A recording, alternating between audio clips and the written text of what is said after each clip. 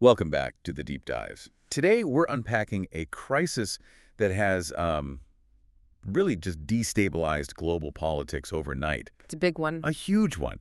We're talking about the unprovoked attack by the United States on Venezuela, which led to the abduction of its sitting president. This isn't just a serious event. It's a fundamental shock to the system, And the reaction was immediate. instantaneous and severe. It's already triggered an emergency session of the UN Security Council, and we're seeing just sharp condemnation from all over the world. So for this deep dive, our mission is to get past those first, shocking headlines. Right, to see what's actually underneath. Exactly. We need to pull apart the core legal justification that the U.S. has offered and put it right up against the very serious accusations about their true motives. We really want to understand the full weight of what's been set in motion here. And that's the absolute heart of it, isn't it? That tension. On one side, you have the U.S. citing Article 51 of the UN Charter. The self-defense clause? Yeah. The self-defense clause, exactly.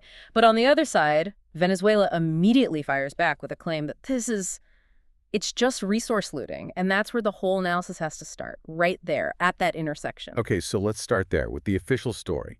The U.S. didn't deny what they did, but they tried to anchor it legally in Article 51. Now, for most people listening, that article means you can defend yourself if you're attacked. But the version they're using here it feels a lot broader, doesn't it? It is significantly broader, and that's the whole game right there. Article 51, it grants a state the inherent right of self-defense if an armed attack occurs. If an attack occurs, past tense. Right. But the U.S. interpretation, at least based on the material, it pushes way beyond that. Their argument is that Article 51 gives them the right to attack any nation that is, say, harboring terrorists and this is the key part, posing a perceived threat. A perceived threat. A perceived threat, and crucially, that they can do it without getting permission from the UN Security Council first. So they're essentially using the idea of a future danger, what we'd call a preemptive strike. And they're just wrapping it in the language of self-defense to bypass a UN vote. That's a perfect way to put it. They're leaning into the most permissive, the most flexible reading of international law you could find. They're basically saying, if we believe a threat is brewing, we have the right to neutralize it on our own. It sounds like a very high legal bar to clear. It is, because most legal scholars, and frankly most countries, see Article 51 as applying to an imminent threat, something that's about to happen, not just a potential future one. That word imminent is what the whole debate hangs on. But the Venezuelan counterargument just tears that whole legal argument down. At the UN, their representative wasn't really interested in debating legal nuances. Not at all. It seemed almost secondary. Their point was simple. The attack was a blatant, unforgivable violation of international law, period. They claimed the real motive wasn't security, but resources. Oil, natural gas. Venezuela has some of the biggest reserves in the world. So their claim is that this whole thing is about pure economic opportunism. So for you listening, this is the core conflict we have to analyze. Is the United States acting on let's say, a genuine, if broad, interpretation of its right to self-defense? Or is this an economic invasion dressed up in a legal loophole? And that's the question. It's always so hard to untangle those two things. Whenever a powerful country intervenes in a resource-rich nation, that self-defense claim, it's always going to come under intense scrutiny. Okay, let's unpack this. Because the material we reviewed suggests this Venezuelan intervention is not a one-off. It's being framed as part of a much larger historical pattern. That's right. The argument is that this is just the latest example in a very long line of U.S. interventions where they've used Article 51 or, similar excuses about national security to overthrow governments and install more friendly leaders. And the sources list examples going back nearly 4 decades. The sheer volume of them is pretty staggering. It is. You can trace this pattern all the way back to 1965 with the intervention in the Dominican Republic. Then you have the invasion of Grenada in 1983. The justification there was often about protecting U.S. citizens or, quote, restoring democracy, right? Exactly. But the end result was always regime change. Then, of course, there was the 1989 invasion of Panama. That one was very explicit. It was all about removing Manuel Noriega. And it seems like this doctrine of preemption, it really gets more intense and legally controversial as we get closer to the 2000s. Absolutely. The list just starts to fire off. You get the 1998 missile strikes in Sudan and Afghanistan. And then, maybe one of the most contentious examples from that era, the 1999 bombing of Yugoslavia during the Kosovo War. And what was it about Kosovo that made it so controversial in this specific context? The sources really highlight that Kosovo was launched without any specific UN Security Council authorization, so it became this huge precedent for unilateral action justified by, say, humanitarian grounds instead of direct self-defense. It just widened the definition of a justified intervention even more. And from there, we go right into the 2000s, where the stakes get even higher. Precisely. The pattern continues with the 2001 invasion of Afghanistan. Now, everyone supported that right after 9/11, but it quickly morphed into this open-ended nation-building project. And then came the big one. Iraq in 2003. The 2003 invasion of Iraq. That is probably the textbook modern example of the preemptive strike doctrine. Right. The whole justification was about weapons of mass destruction and links to terrorism.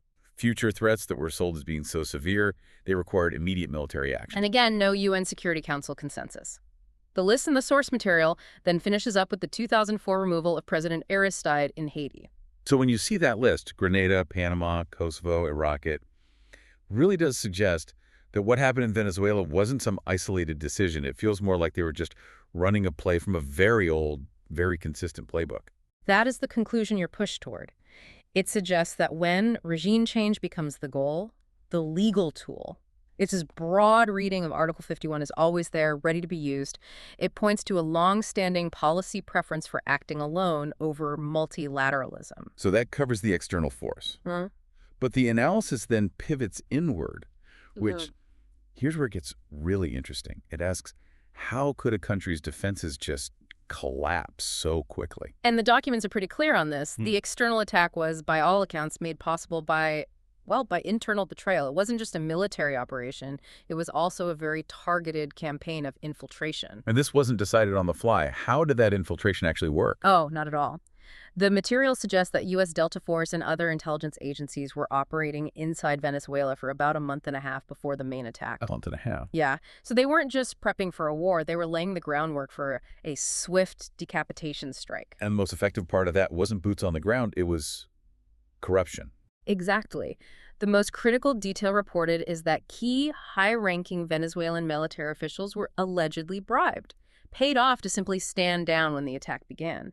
This ensured that parts of the defense network were just neutralized from the inside. What's fascinating here is the historical comparison the source material uses for these traitors. They're called Mir Jafars. And that's such a potent reference, especially if you know South Asian history. Mir Jafar was the commander who betrayed his own ruler at the Battle of Plassey in 1757. I see. His betrayal essentially handed control of the region over to the British East India Company.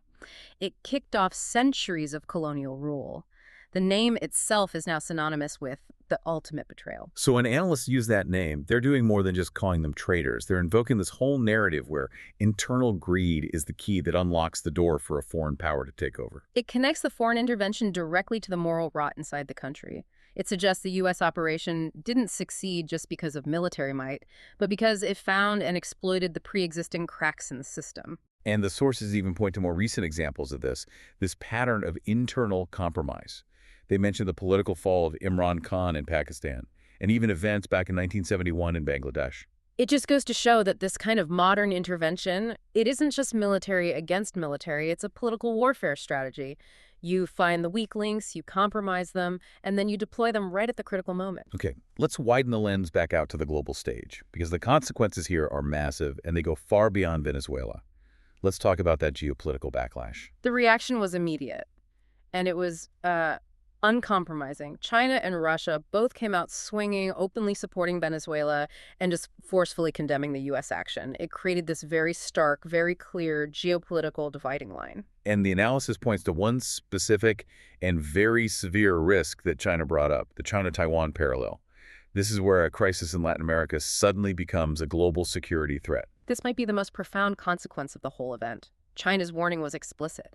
They said, if the U.S. can just decide on its own to ignore international law and attack a sovereign nation based on its own self-defined threat, well, that sets a really dangerous precedent. And how does that precedent connect to Taiwan?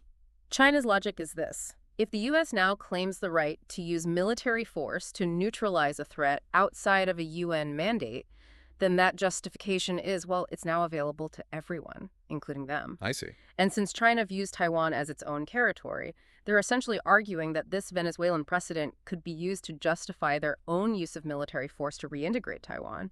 They could use the exact same unilateral self-defense argument the U.S. just did. Wow. So it immediately weaponizes the U.S. action in Venezuela against American interests in the Pacific. It normalizes unilateral force as a tool for great powers. It creates a legal shield for future aggression.